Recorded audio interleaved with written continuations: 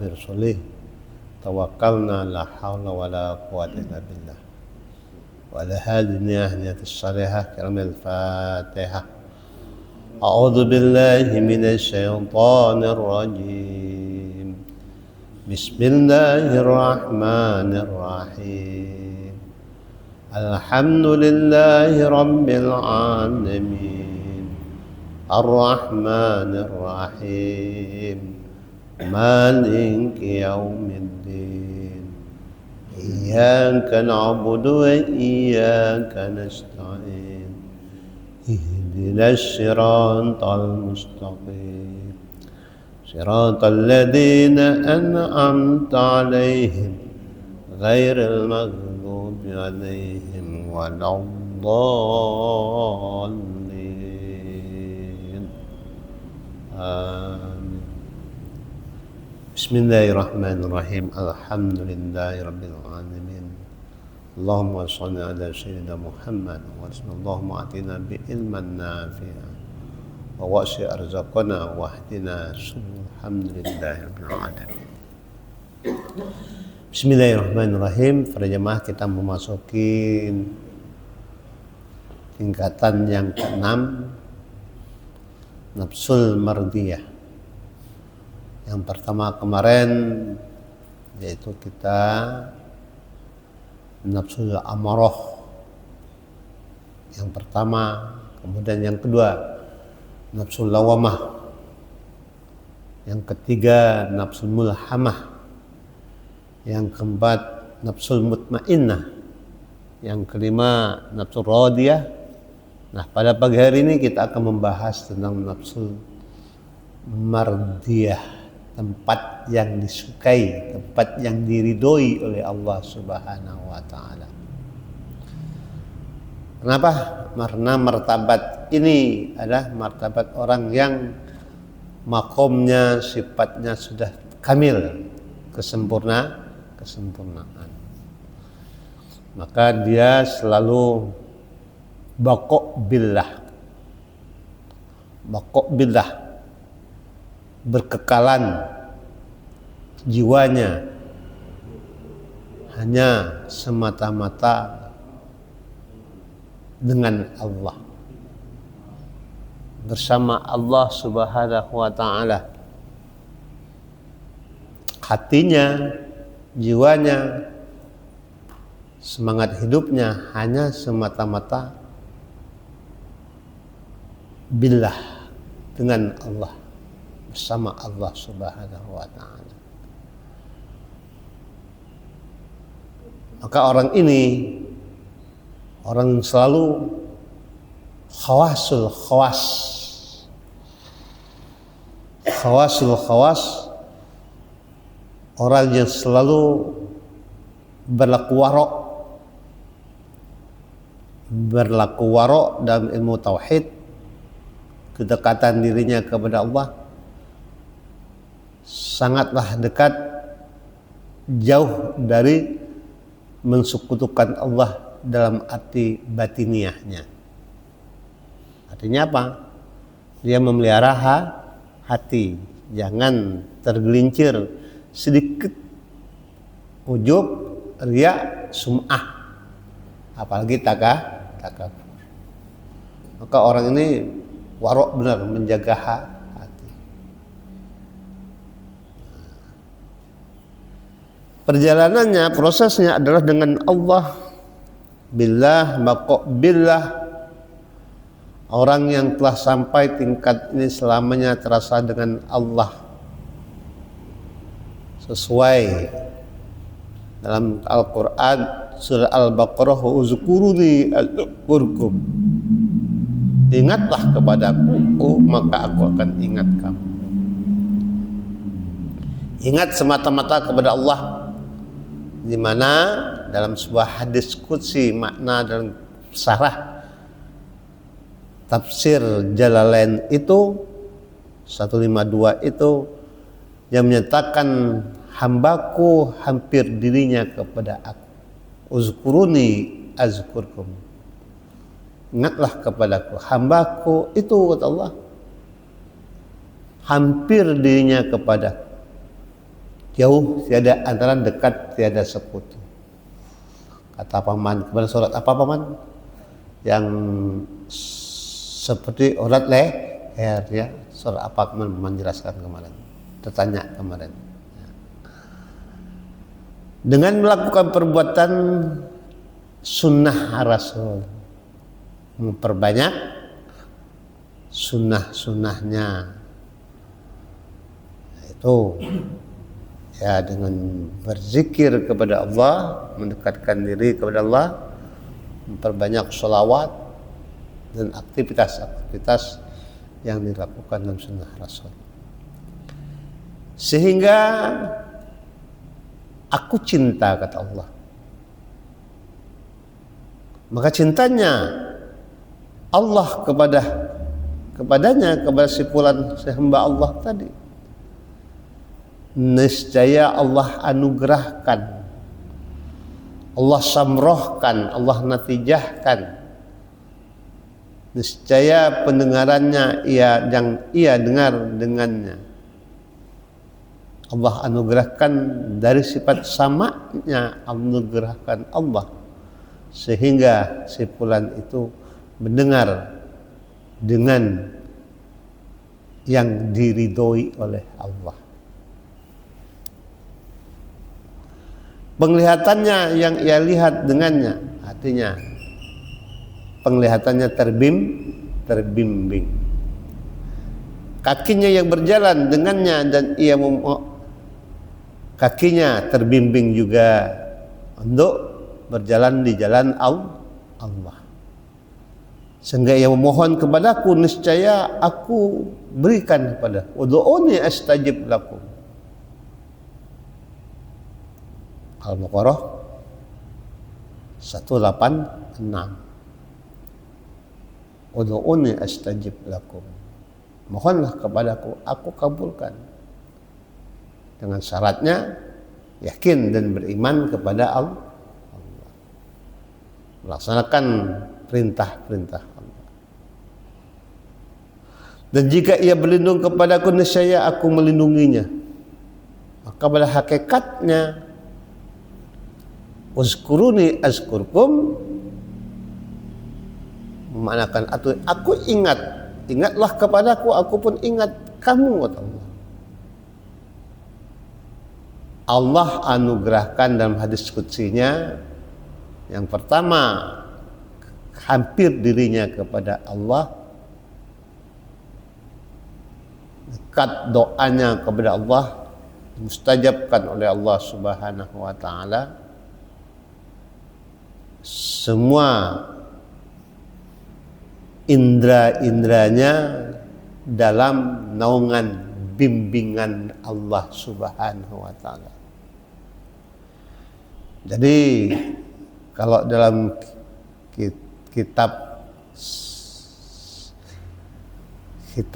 apa itu namanya itu Sabila Rosad, selalu dalam perjalanannya dalam bimbingan Allah.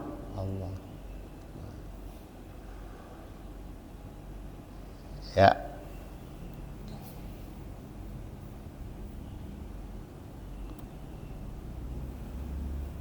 Maka orang ini akan mendapatkan pengetahuannya.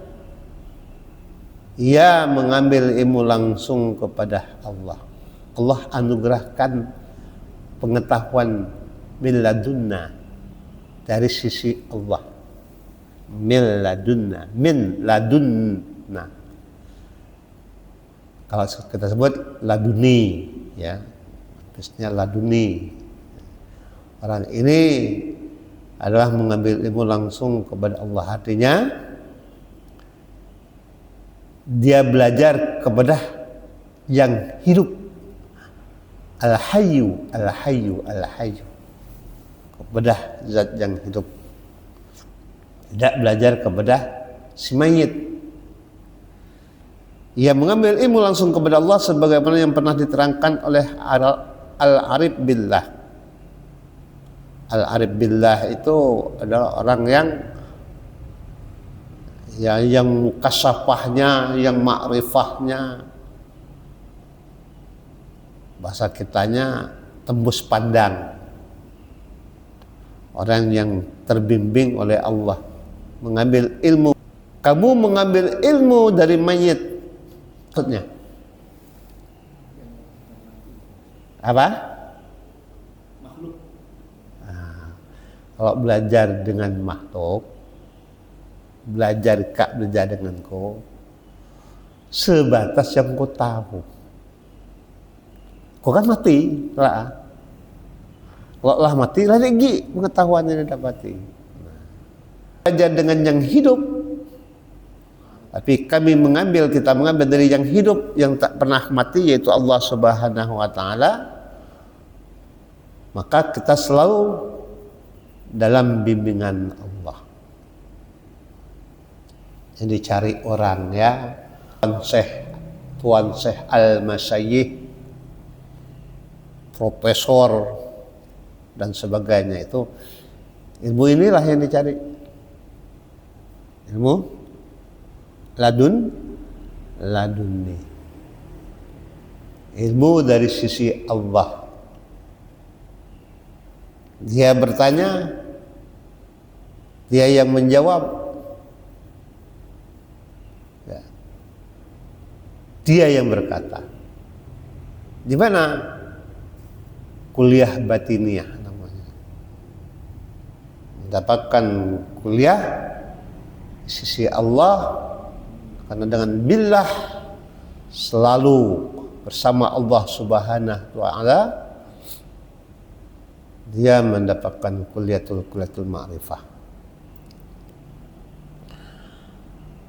Maka dikatakan dalam ungkapan surat Kahfi ayat 65, wajada abdan min ibadina atainahu rahmatan min indina wa 'allamnahu min ladunna ilma.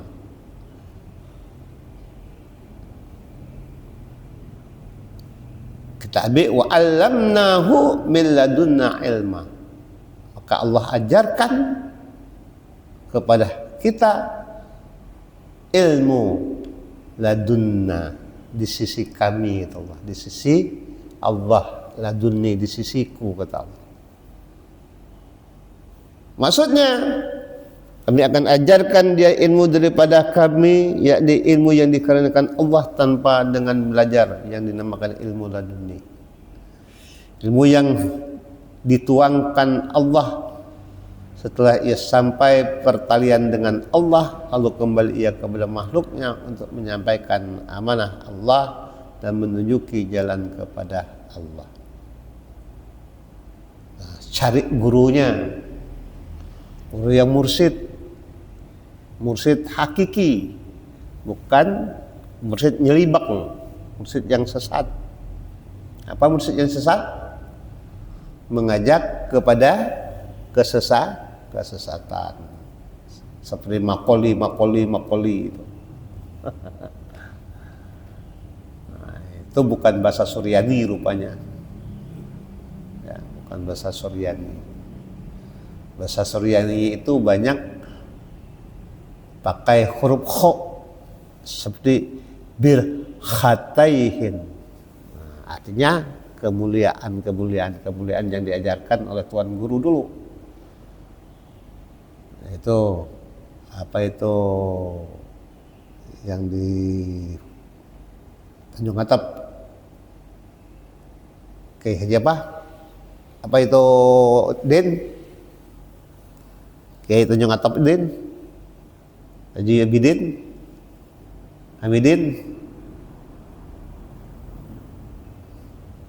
Haji Bahri bin Panda, yang mengajarkan kita, diijazahkannya amalan-amalan, tapi saya tidak mau mengamalkannya. Ya bir khataihin,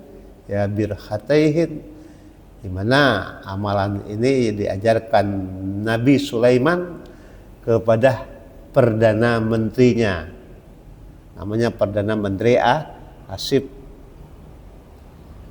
Saat itu akan datang Ratu Saba berkunjung ke kerajaan Nabi Sulaiman. Nah, singgah sananya apa itu punya Ratu Saba dipindahkan. Ada yang mengatakan jin Ifrit yang memindah, bukan. Perdana Menteri Asyib dengan amalnya birhataihinnya, sehingga dalam sekejap mata tak tibalah kursi singgasana Ratu Saba di kerajaannya Nabi Sulaiman. Nah, inilah suatu amalan yang namanya ilmu laduni. Nah, tuan guru dulu dapat kuliahnya selama belasan tahun. Ya, belasan tahun dia kuliah makrifah di dalam bertafakurnya kepada Allah dengan ungkapan la ilaha illallah di dalam batinnya, di dalam jiwanya, dan ia mendapatkan pengetahuan dari sisi Allah. Nah, inilah yang dinamakan makom kedudukan mardiyah, yaitu makom yang sudah sampai khawasul khawas, makom kamil, kesempurnaan. Maka makom ini harus bersih jiwa lahir dan batin untuk mendapatkannya. Menurut Al-Ghazali bahwa pada garis besarnya ada dua cara untuk mendapatkan ilmu laduni. Selalu pertama melalui proses suluk, proses pencarian. Suluk itu jalan dari manusia, taklimul insan, yaitu belajar sesama kita, belajar kepada sesama kita yang benar-benar ahlinya di bidang pengetahuan batiniah.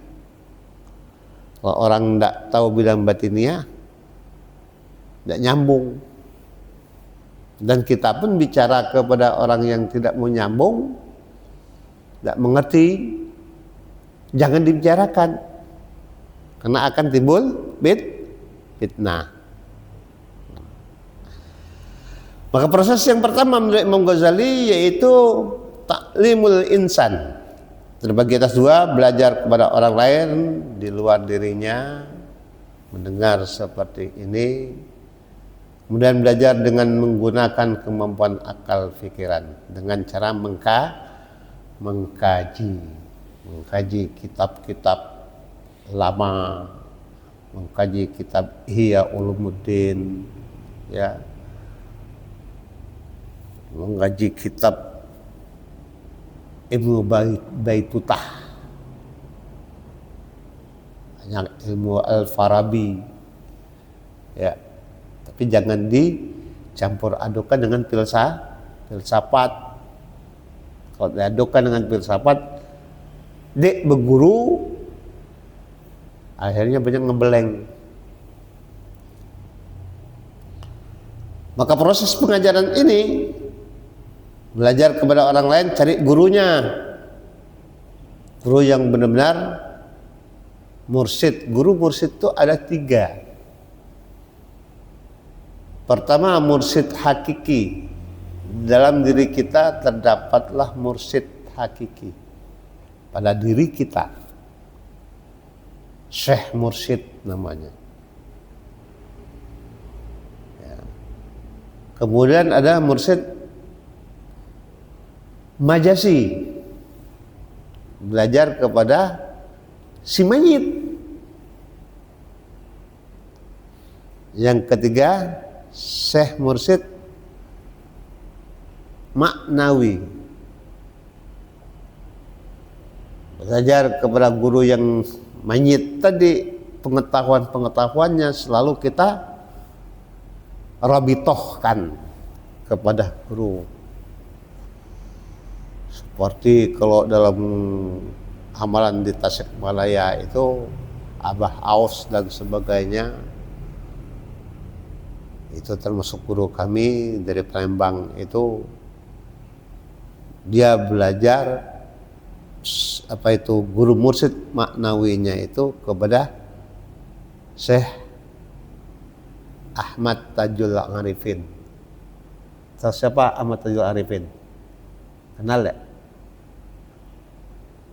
Yang pernah ke Tasik? Abah Anom, namanya Ahmad Tajul Arifin. Ya. Maka bersilsilah,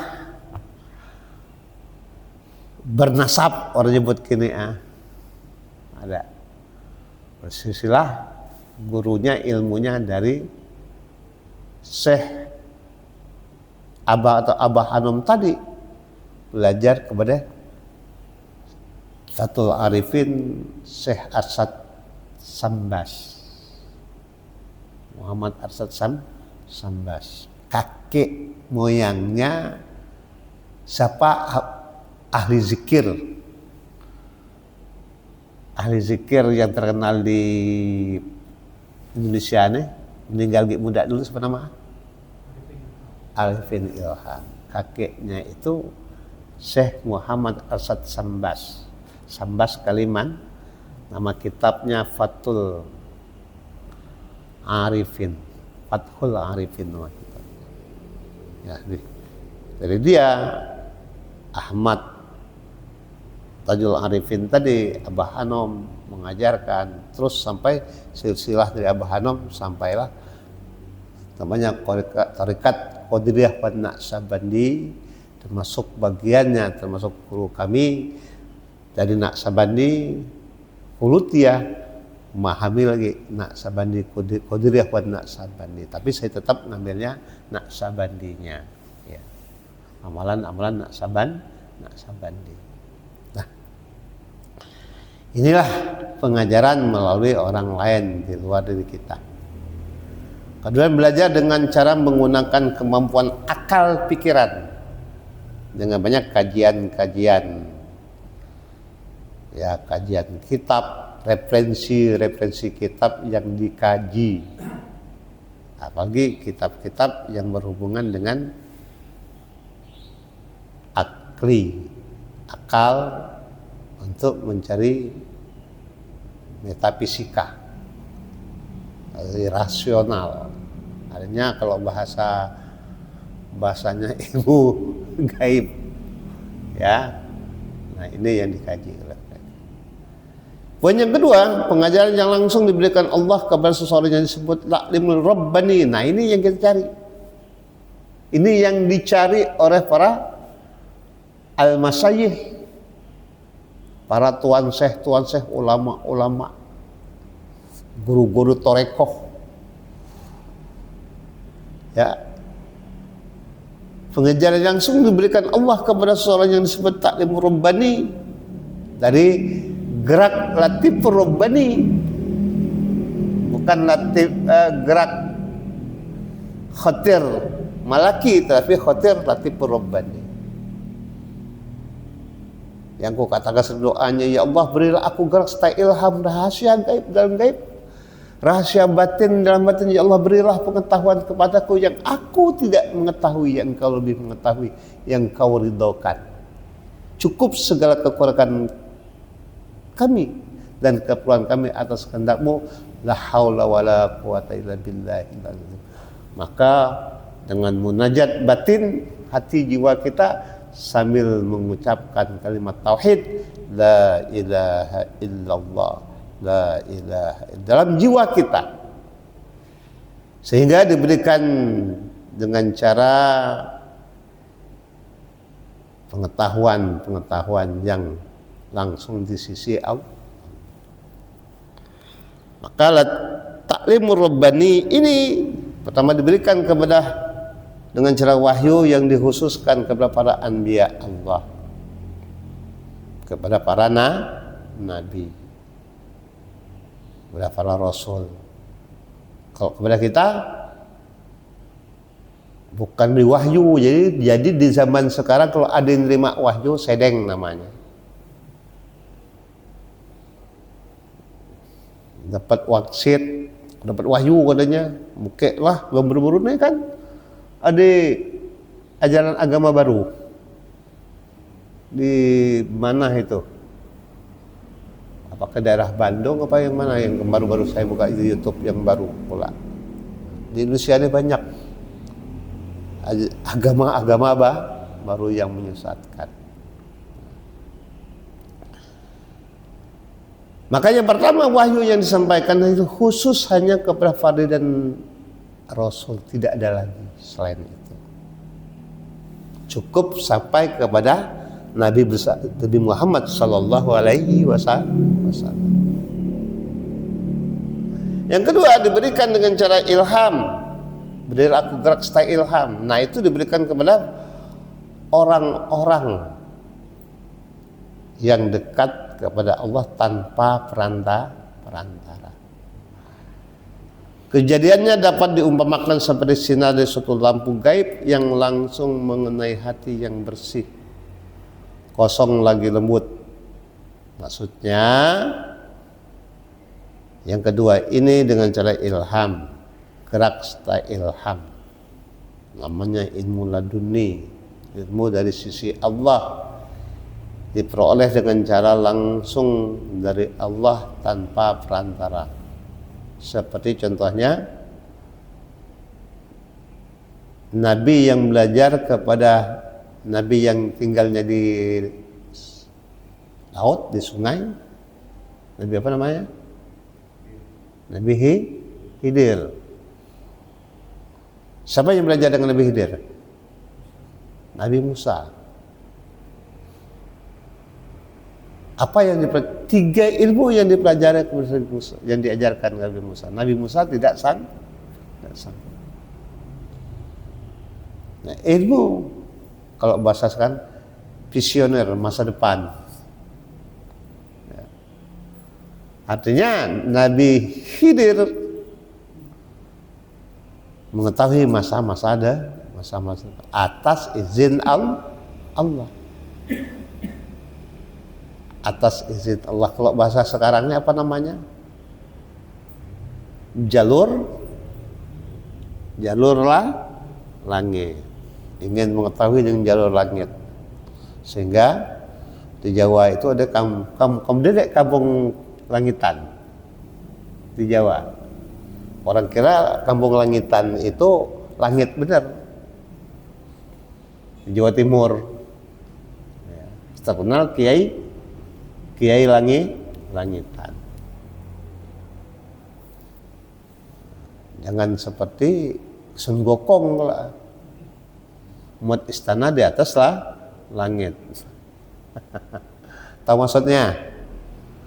Tinggi-tinggi naik puncak, berzikir di atas puncak biar dekat. Cara ilhamnya nih, ilmu yang diberikan ilmu laduni ini diperoleh dengan cara langsung tanpa perantara. Jadi langsung mendapatkan natijah, pancaran dari Allah. Nah ini Kak Yan dulu pernah Kak Bahar cerita loh, Fit,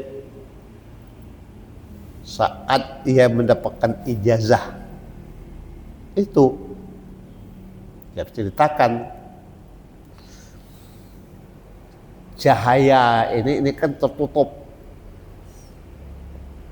ini dinding rumahnya itu, rabung rumahnya tertutup rapi. Tapi saat dia dalam keadaan mutu qobla mutu,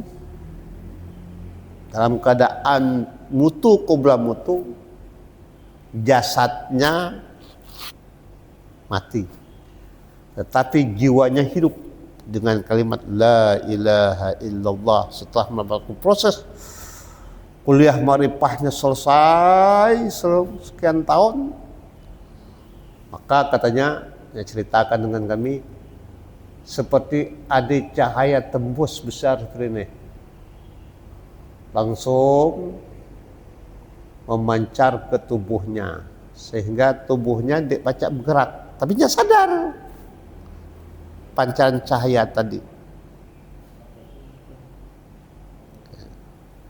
pancaran cahayanya tadi. Dia bergerak, dia baca, nak ngerebut tangan dia baca katanya. Tapi dia melihat terus, akhirnya lama-lama hilang, baru dia bisa bergerak. Nah, namanya lampu cahaya. Langsung mengenai hati yang bersih, hatinya bersih dengan kalimat tauhid la ilaha illallah, la ilaha, sudah putus-putusnya kalimat itu. Nah, sehingga kosong lagi lembut, maksudnya hatinya itu seperti dituangkan air di dalam gelas, tuang terus, dek penuh, tuang terus, dek ngerueh, saking mendapatkan pengetahuan yang ia dapati. Wallahu a'lam. Ilham ini merupakan perhiasan yang diberikan Allah kepada para kekasihnya, yaitu para wali-wali Allah. Maka katanya yang ngajar dengan kami. Ada orang bertanya dengan kita tidak tahu, maka batin kita berkata katanya, ya Allah berilah pengetahuan kepadaku yang aku tidak mengetahui, yang kau lebih mengetahui, yang kau ridhokan. La haula wala quwwata illa billah. Dalam gerak hati yang bicara, maka spontan batin menyebutkan la ilaha illallah, sehingga timbullah firasat, pikiran, timbul daya untuk dapat melakukan.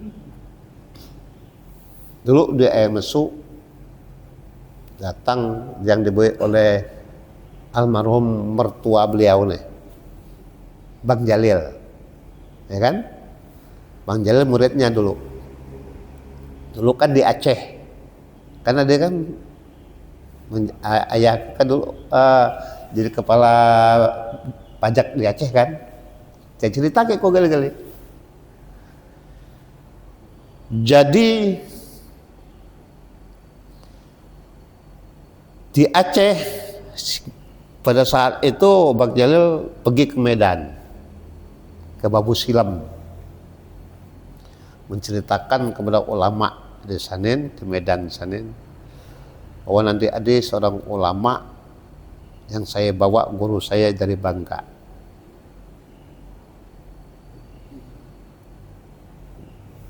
Nah, datanglah ke sana, diundang almarhum dulu, bawa oleh Bang Jalil. Nah, di saat pertemuan seperti ini,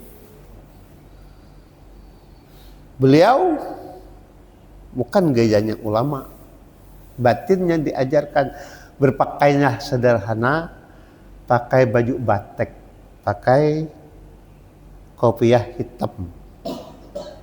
Batinnya mengajarkan kepadanya. Terus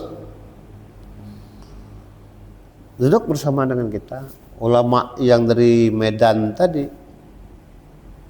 dari Sumatera itu tadi. Wah, semuanya pakai gamis, jubah, pakai sorban seperti tuan syekh dari Arab. Ya, dia ceritakan. Tidak satupun yang menoleh kepadanya. Tidak satupun yang menoleh. Jadi tuan syekh tadi bertanya kepada Bang Jalil, Pak Jalil, mana gurumu? Saya tunggu-tunggu belum ada. Kata Bang Jalil, lama kami datang. Mana guru? Ya kira gurunya pakai sorban, pakai segala macam. Ditunjuk, nih di pinggir pun. Pakaian batik biasa. Nah, mereka tidak percaya. benar. Akhirnya oleh beliau almarhum nebe kita Pak Kiai katanya. Wallahu a'lam katanya, yang penting Pak Kiai catat setiap sholat, pertama listrik imam sholat maghrib, rakaat pertama surat apa, rakaat kedua surat apa, antara saya dengan Pak Kiai jarak kita 20 kilo. 20 kilo kedengar deh. 20 kilo kedengar deh kira-kira. Dari sini ke, misalkan kita anggap 20 kilo lah, dari sini ke KC.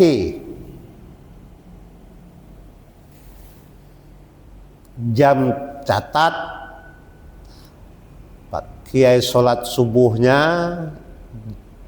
tepat waktunya, jam-jam sama-sama kita cocokkan catatan Pak Kiai dengan catatan saya. Catatan Pak Kiai dengan catatan saya katanya. Nah nanti dalam seminggu kita bertemu 5 waktu kali seminggu berapa kali jadi 35 kali. Dicocokkan dengan catatan amalan Pak Kiai tadi dengan catatan yang dikatakan Kak Bahar tadi. Terkejutlah. Namanya laduni yang menyisakan kasab billah.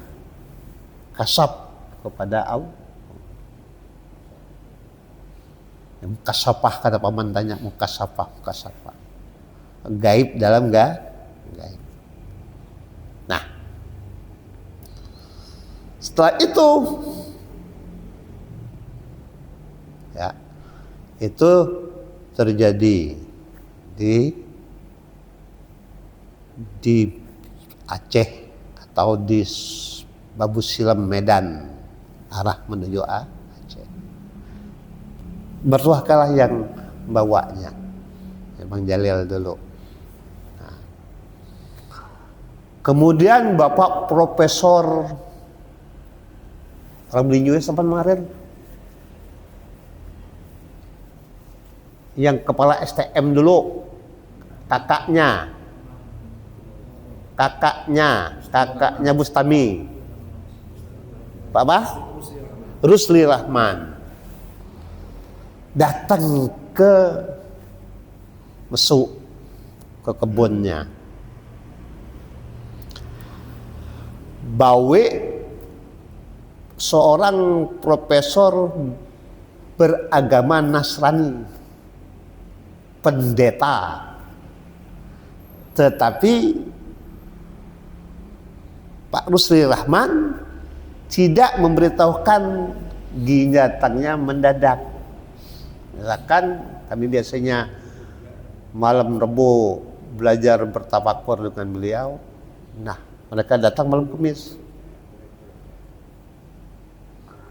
Datang tiba-tiba, tidak menceritakan, tidak mengenalkan bahwa ini profesornya agama Nasrani, pendeta beragama Nasrani. Tidak.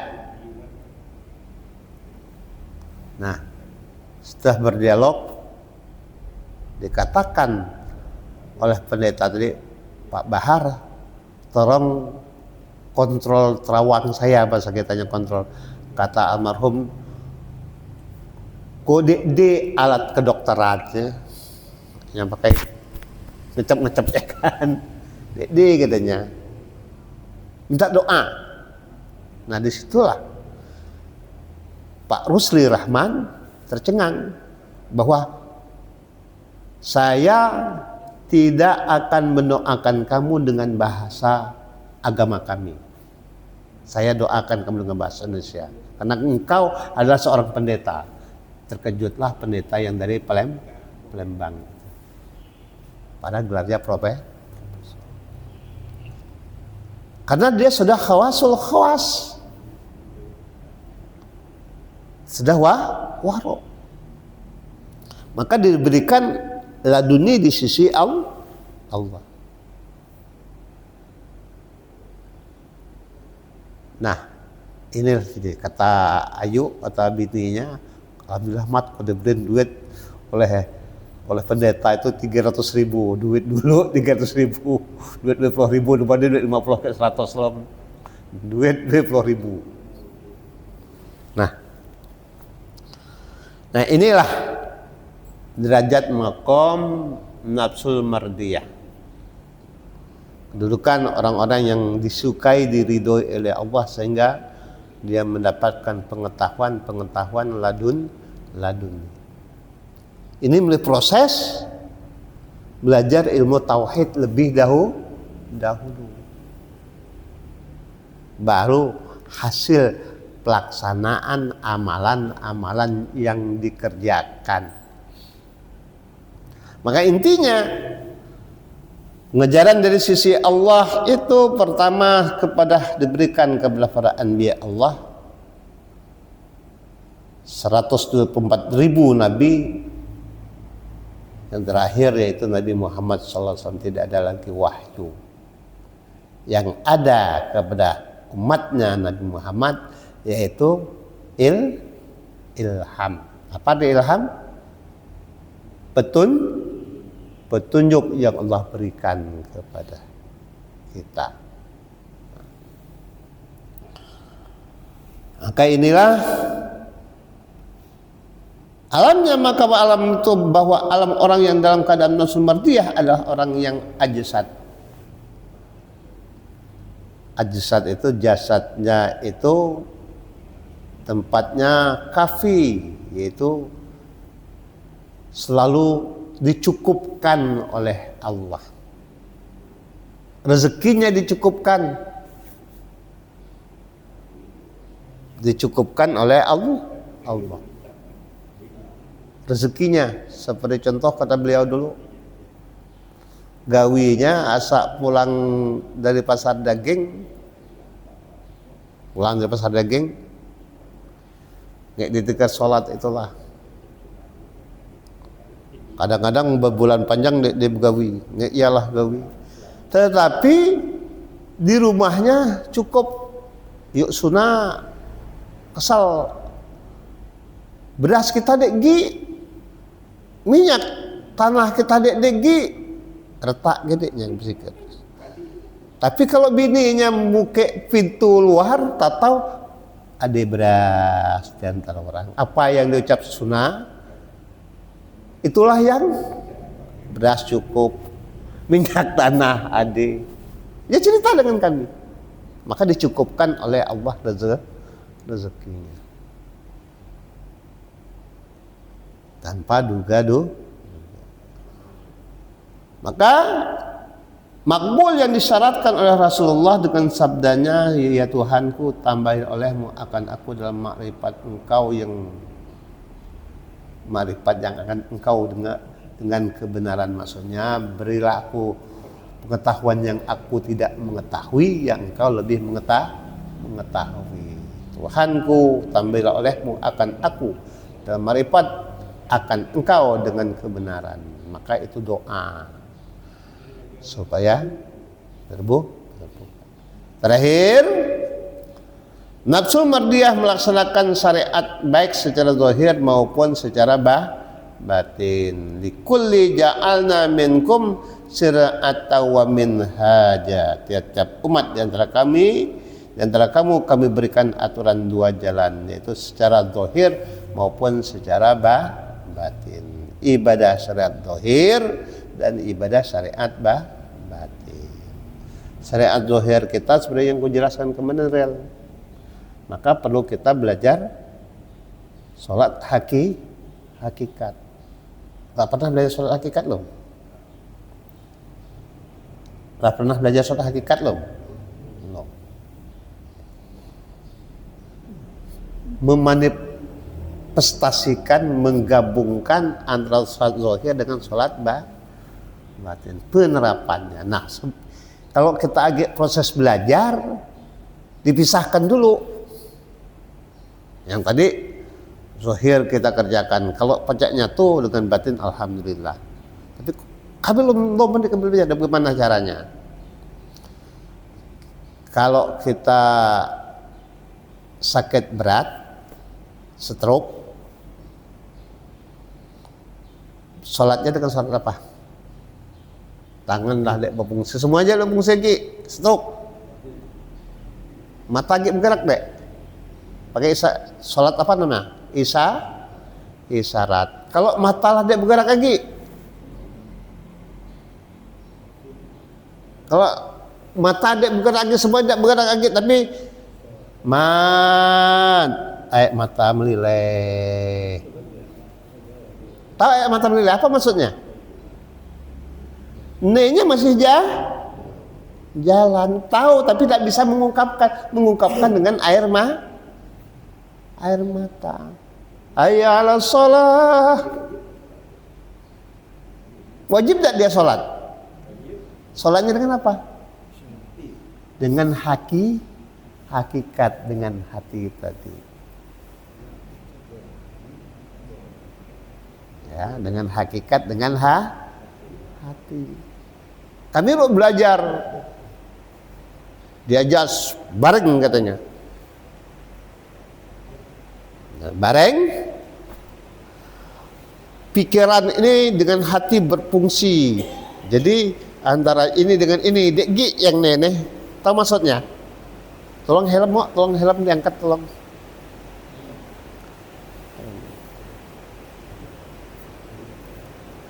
Helm buruk, kau bersih kan?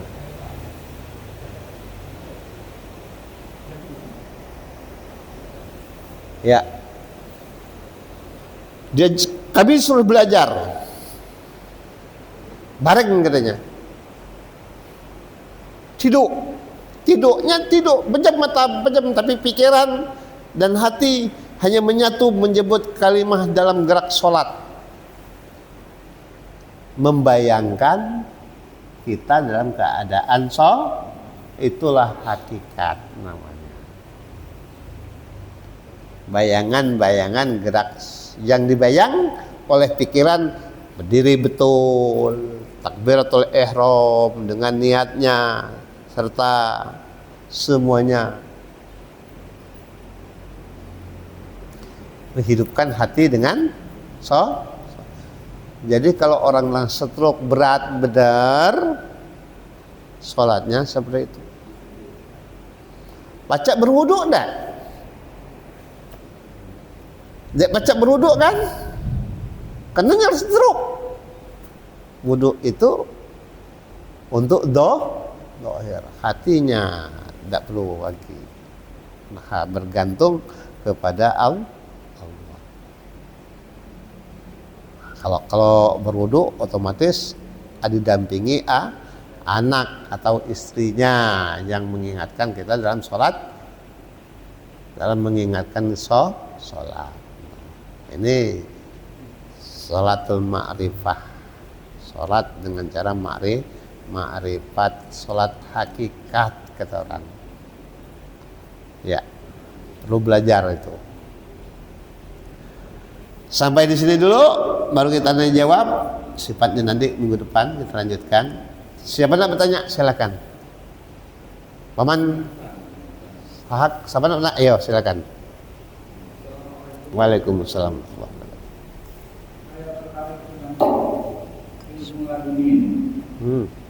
Hari ini Ustaz menyebutkan bahwa ilmu laduni ini diberikan oleh Allah kepada seseorang yang dikenal dengan sebutan takmul badan dalam waktu dan juga dalam waktu. Di masyarakat kita kan sering kita dengar kita mendadak banyak orang yang mendapat ilham atau keahlian bisa mengobati suatu penyakit atau orang yang sakit. Apakah itu juga termasuk ilmu laduni? Iya. Tolong dijelaskan. Ada orang baca kap kali kap lang lilang menidap lalu lilang patah kot padanya. Ya kan? Bahasa-bahasa pemunang. Apakah itu laduni? Bukan. Itu hafalan pepatah tua. Pepatah tua yang ia pelajari dari sesama manusia. Bukan laduni. Belajar ke guru, jampi-jampian itu dan sebagainya, bukan laduni, tetapi dia mendapatkan suatu keredoan Allah karena dengan berkat la ilaha illallah. Pada hakikatnya dia mentauhidkan Allah dengan ucapan kata-kata tersebut, disandarkan dengan kalimat la ilaha illallah, disandarkan dengan kalimat bismillahirrahmanirrahim. Paham? Maka dia belajar seperti Paman Zainal diberikan ilmu oleh si Fulan, belajar dihafal Paman. Amalan-amalan itu dihafal, diwiridkan. Seperti Tamalis kemudian bengkak perut, tumor, apa kata orang itu, ya tumor lah, leper dan sebagainya. Pakai bahasa tua, Nah itu lapal, syair, kalau orang-orang Jawi itu namanya lapas jawokan, kata-kata tua. Kalau bahasa bangkitnya bangkit. Itu banyak di kampung apa dah lewat Linyu sebelum Linyu ya. Mapo. Kalau nanya setebal buku ya. Tebal ya. Nah itu. Kalau laduni itu bukan seperti itu. Dia proses olahan dari kedekatan dirinya kepada Allah. Kedekatan dirinya kepada Allah, sehingga dengan Al-Fatihah dia berdoa kepada Allah, dikabulkan oleh Allah. Al-Fatihah sebagai asyifa, sebagai penyembuh penyakitnya. Maka dibacalah di ayat Al-Fatihah, ya. Nanti kalau minum, karena kedekatan dirinya kepada Allah. Nah itu laduni dalam hal perantaranya membaca Al-Fatihah tadi. Al-Fatihah sebagai asyifa, sebagai penyembuh. Nah, maksud yang saya kan ilmu laduni di sini ada orang itu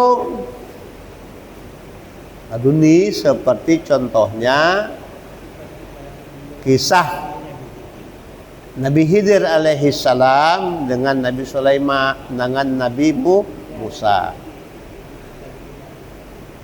Kata Nabi Khidir, boleh kamu ikut saya, apa yang saya kerjakan kamu jangan banyak tanya, turuti apa saya perintahkan.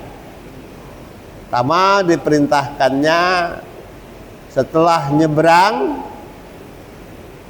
ya lihat apa itu terakhir dia aku jelaskan dalam Al-Quran itu perahu-perahu ya tadi banyak kan perahu-perahunya masyarakat kata Nabi Musa kube kilubang ke gele-gele kilubang ke kenapa dilubang payah masyarakat nak menggawi kata Nabi Musa biarlah. Penasaranlah Nabi Musa alaihissalam,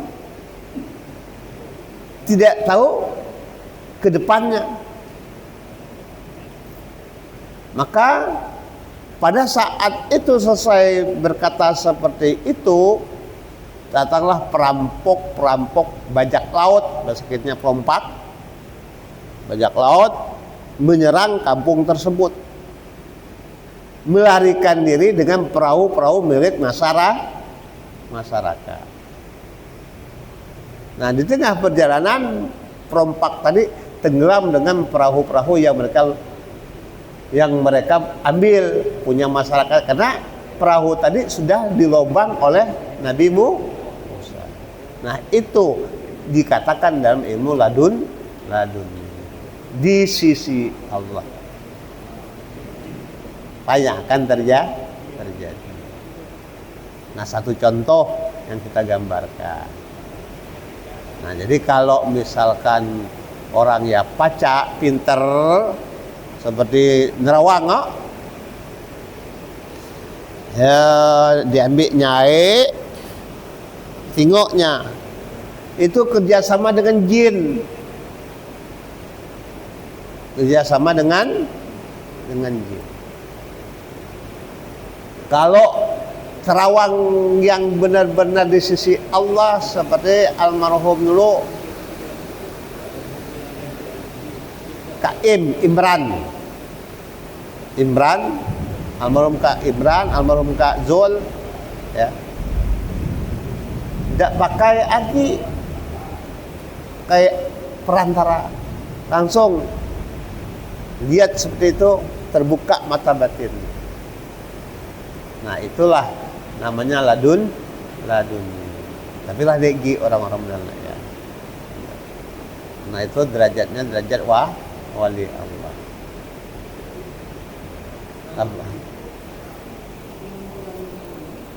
Dek dengar. Nabi Allah.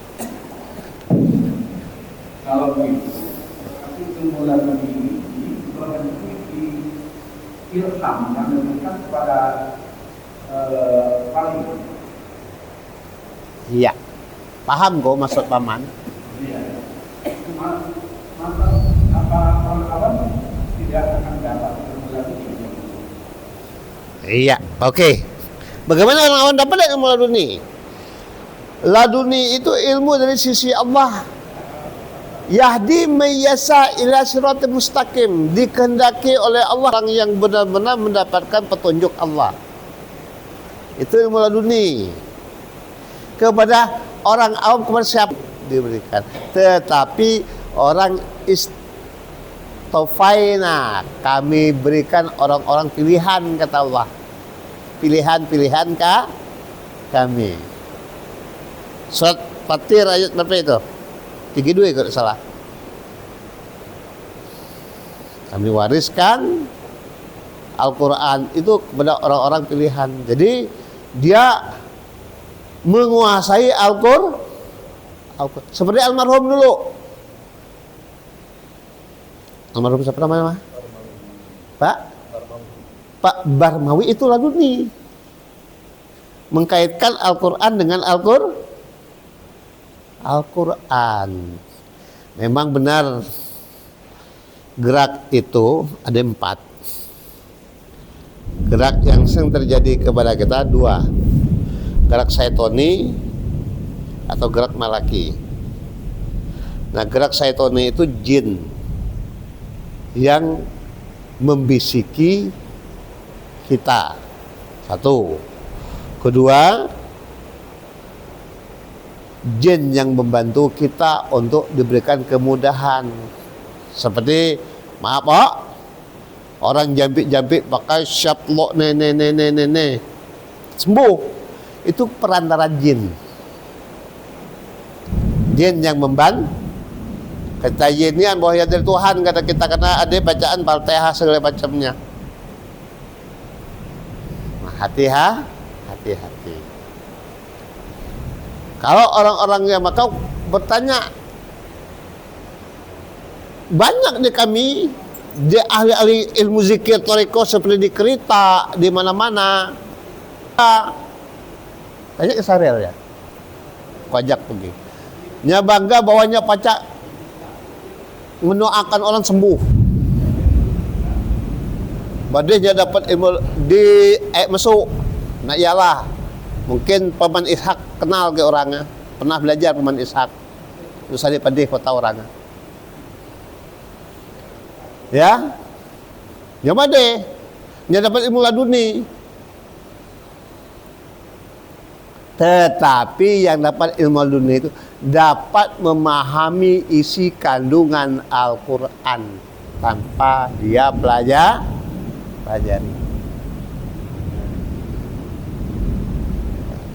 Rupanya yang di MSUIA tadi ngajar tauhid. Nama kitabnya Umul Barohin. Yang pernah ku ajar di MSU dulu. Nyabon termasuk muridku. Akhirnya dia mengakui diri dapat ilmu laduni. Ku datangi ke rumahnya pasnya papan tulisnya tadinya itu catatan tulisan lamaku dulu disalinnya. Nah, tidak bisa sembarangan orang mengatakan laduni. Satu ayat ia bisa menguraikan makna isi kandungan ayat. Nah, itulah orang yang mendapatkan tanpa dia belajar langsung dari sisi Allah. Maaf, beribu kali maaf. Maka apakah orang awam jika Allah mengendaki orang seperti almarhum dulu, bukan ngangkat yang meninggal, tapi saya nyelah meninggal lagi muda. Siapa nama kemarin? Benar, Akbar itu ada kelebihan. Dia bersih orangnya, dia mudah menerimanya. Tapi dia sabar dalam ujian Allah apa? Mendapatkan hinaan, pelecehan dan sebagainya dari masyarakat sekitarnya. Tetapi dia adalah mutiara yang tersembunyi. Tapi karena usianya lebih dulu disayangi Allah, diambil oleh Allah, dijaga oleh Allah agar dia terhindar dari kehidupan dunia. Itu rahasianya, ya. Itu almarhum. Maka saya senang dengan dia karena dia hatinya polos bersih, seperti kertas putih yang tidak pernah dicoret. Maka dia sering bertanya, oh anak ini mengerti. Hanya kita lihat tingkah lakunya, memang agak kurang sifat bahasa kitanya. Karena kita melihat dohirnya, tidak melihat batinnya. Kalau kita melihat batinnya, insya Allah. Jadi orang awam bisa mendapatkan pengetahuan tersebut. Kalau nyaya panjang umur, bisa melebihi kemampuan kita. Kalau dia dibimbing dalam ilmu zikir. Wallahu a'lam. Paham? Itulah yang terjadi. Maka ada dua gerak. Khotir syaitoni dan khotir malaki. Maka kita mengambil jalan khotir malaki itu menuju latifur rabbani. Taklimur rabbani tadi. Prosesnya itu dua jalan itu. Ya. Kalau jalan pertama syaitoni jangan turuti. Itu buka surat Al-A'raf ayat 201. Apa 201? Kita banyak piktor. Apa? Pikiran kotor yang dibisik, yang dibimbing oleh syaitan. Maka namanya gerak syaitoni. Itu buka Al-Quran surat Al-A'raf ayat 201. Baru satu hari Rebu kemarin gue dapatinya.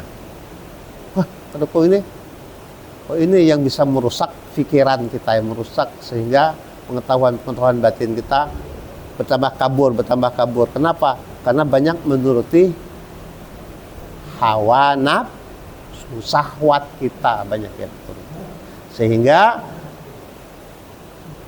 Sehingga tadinya kaca itu bersih seperti kaca ya, bisa lihat kembang ya, kaca sebelah sini beda dengan kaca yang gini. Kalau kaca ini bisa melihat kembang, bisa melihat rumah rabung paman Bapak, tapi kaca yang tebal ini tidak bisa melihatnya. Sebab apa? Itulah kaca kita sendiri.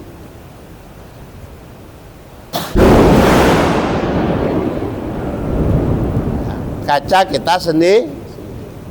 Apa kaca kita? Karena kita banyak diselimuti oleh hawa nafsu, syahwat kita, sehingga kita terselimuti. Nah, kata-kata terselimuti itu kafaro, terselimuti oleh syahwat nafsu sehingga kita tidak mendapati kebenaran yang kita dapati. Sehingga kenapa kita lambat menghafal, seperti Tamalis hafalannya kuat benar. Ya, kenapa kita sering lupa? Karena ditutupi oleh hawa nafsu. Nah, inilah yang terjadi. Maka perlu sekali kita kata asah pedang yang lah adeh itu tiap hari diasah terus. Kata yaitu Sunan Gunung Jati. Kata Sunan Gunung Jati, Mahdum Ibrahim, asalah pedangmu yang telah ada itu jangan engkau lupakan. Jadi kalau pedang dilupakan, karet dek kira-kira. Karet. Kalau karet tumpul dek. Ketajaman, kata Al-Ghazali, ketajaman mata hatinya makin menipis. Maka kata Sunan Gunung Jati, bersihkan hati kita dengan zikrullah, bersihkan dengan zikrullah sehingga hati menerima semua samroh yaitu anugerah pemberian Allah kepada kita. Nah, itulah ilmu laduni. Ya. Wallahu a'lam. Allah dan Rasulnya lebih mengetahui. Paman Ishak nak bertanya. Silakan.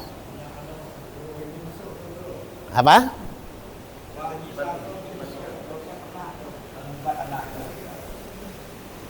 Dia membuatnya dengan Al-Quran.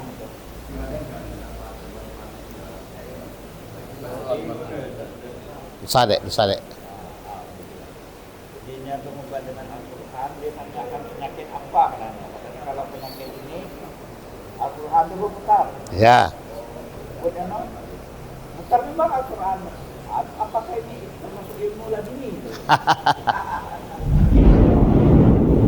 Kau kenal gali-gali orang besok? Karena orang besok banyak tua muda belajar keko.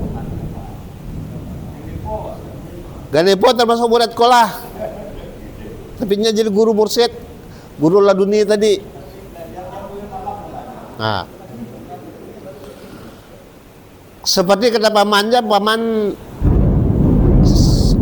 apa namanya yang di Kampung Payak, bapaknya Mang Siri, Mang Haji Sid, kemudian siapa sih koknya, Sahroni apa namanya, yang di Kampung Payak dekat rumah anaknya Pak Kopa. Nah, amang ya, memang rata-rata orang ayat masuk pakai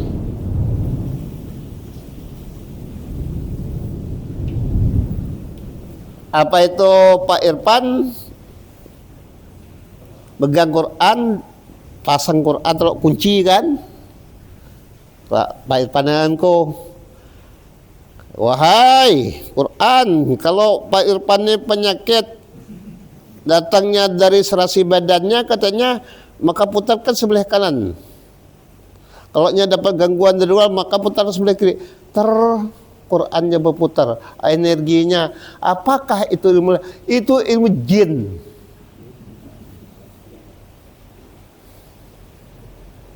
Ilmu jin itu.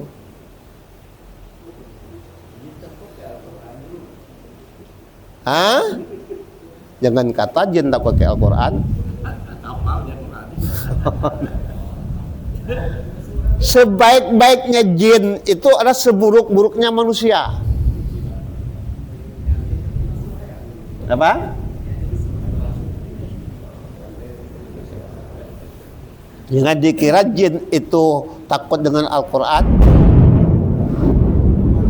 Dia menguasai Al-Quran daripada kita, kecuali jin kafir.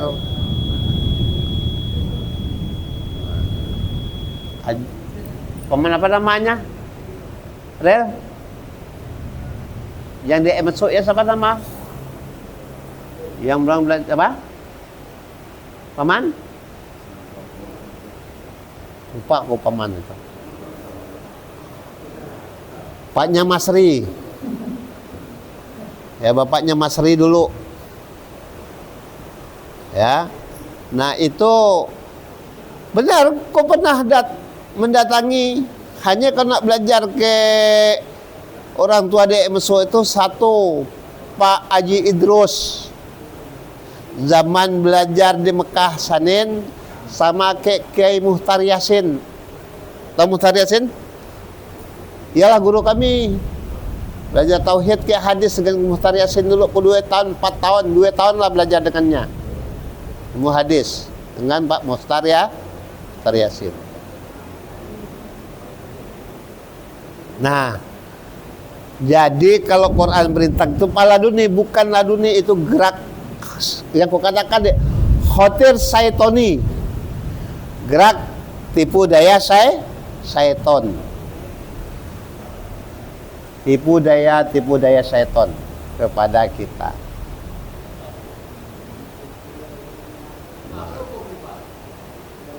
Hukum apanya?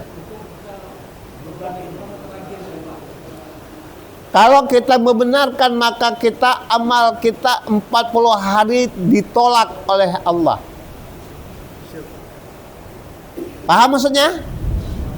40 hari, 1 hari 400 tahun rugi hidup kita. Dikali 40 hari jadi berapa? 400 kali 40. 1600 tahun rugi hidup kita. Ada yang usiakan 1600 tahun kayak membayar hidup kita. Tidak ada sama sekali. Itu dalam hal sholat saja, belum yang lainnya. Artinya kita sudah mutlak menjadi orang yang musyrik. Nah, itu kerjasama dengan jin. Itulah yang merusak akidah kita.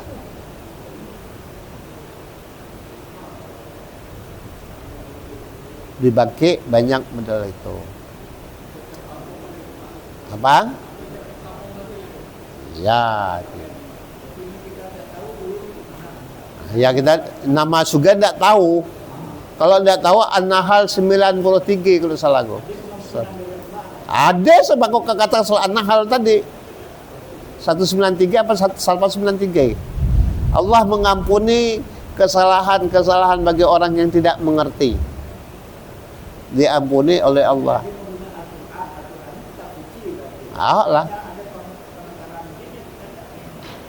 Kitab mujarobat kita.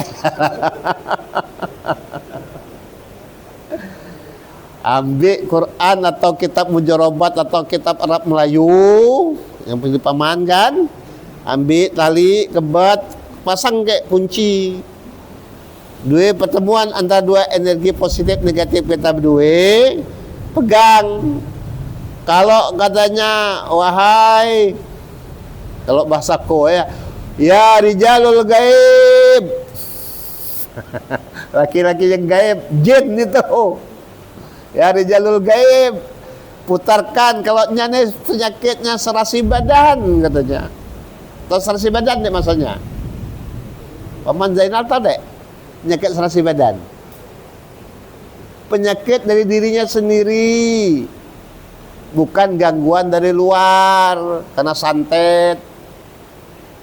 Memang dari dirinya sendiri, serasi badan namanya. Maka putarkan sebelah kanan. Kalau dia bengkak di perutnya itu karena gangguan luar, maka berakkan sebelah kiri, putarkan sebelah kiri.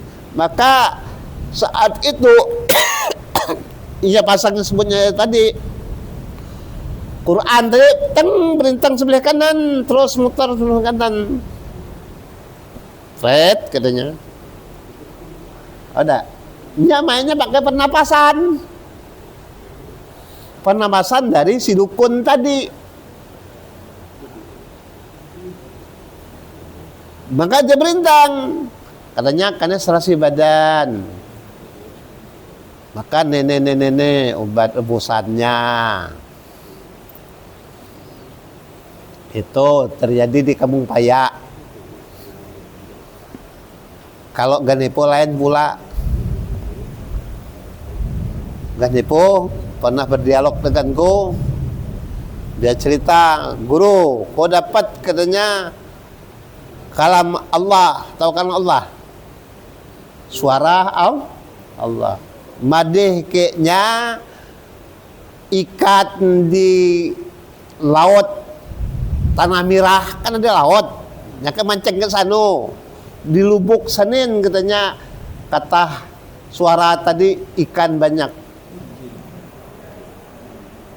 Padahalnya baru belajar dengan sifat 20 baru 13 sifat-sifat kalam. Bahwa kalam Allah tidak berhuruf dan tidak bersuara. Iya, ada huruf, ada suara. Saya penasaran. Saya minta satu keluarga mendengar, keluarganya, anak bininya maksudnya, mendengarkan jam 2 malam tadi, mendengarkan suara tersebut. Memang benar, dia cerita. Ini kalau dapat laduni ilmu kasab, katanya hebat kalau kau bisa terbang, udah nih. Memang terbang memang ya.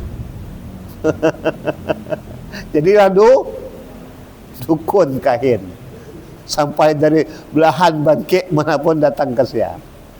Padahal belajar sifat 20 kau baru 13 sifat, baru belum sampai 20 sifat. Tapi orang pelipur banyak belajar ke beliau dan belajar ke penghulu lama dulu. Siapa penghulu lama dulu? Haji Rejab. Sudah dengar? Rejab dia mesuk. Itu orang belajar mesuk, itu belajar sifat 20-nya Umul Barohin kok di rumah Haji Rejab. Mesuk. Usiaku waktu ya baru 23 tahun. Sampai-sampai oleh anak Muhammad Wahyi lah diasah ke parang lah di batang leher kone suruh keluar, jangan ngajar di mesuk. Tapi alhamdulillah hidup atas izin Allah. Nah, itu kalau dakwah lah dibantai orang, benar lah ya. Asahnya parang orang dia beres Nizaruddin ya. Dia peralat oleh masyarakat. Lah parang di sini lah, di rumahnya lah, dia masuk. Di rumah Pak Penghulu Muhammad Wahyi. Kata Muhammad Wahyi, pulanglah daripada berbahaya. Mandai pengajian ini kita bubat kelaa, selanjutnya belajarlah di Semabung Lama. 3 mobil orang naik masuk belajar di Semabung Lama. Nah, itu ceritanya.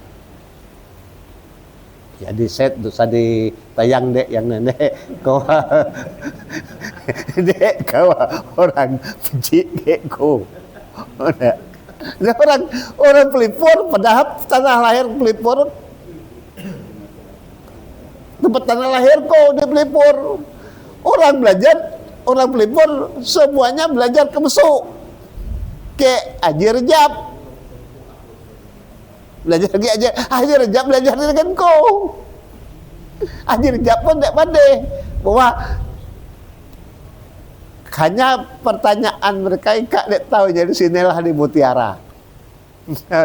Udah perlu bercerita dengan orang, tak perlu pamer-pamer diri. Bagi yang mau silahkan datang belajar. Nah, itulah, jadi alhamdulillah itu yang kita dapati proses pembelajaran. Oke, karena jam 6:30 lah. Astagfirullahaladzim min kulli dzambin lazim. Bin sama'i wa basari wa kalami wa fuadi innahu walhamdulillah. Allahumma sholli ala sayyidina Muhammad wa sallallahu marhamna bil Qur'an wa ja'alhu lana imama wa nura wa huda wa rahmah. Allahumma dzakkirna minhu ma nasina wa 'allimna minhu ma ja'alna bi rahmatika ya alhamdulillahi rabbil alamin. Subhanakallahumma bihamdika Nasyhadu an la ilaha illa anta nastaghfiruka wa natubu ilaik. Wassalamualaikum warahmatullahi wabarakatuh. Disetting no? Jangan disampaikan dipotong. Enggak boleh. Itu artinya kita mencela orang.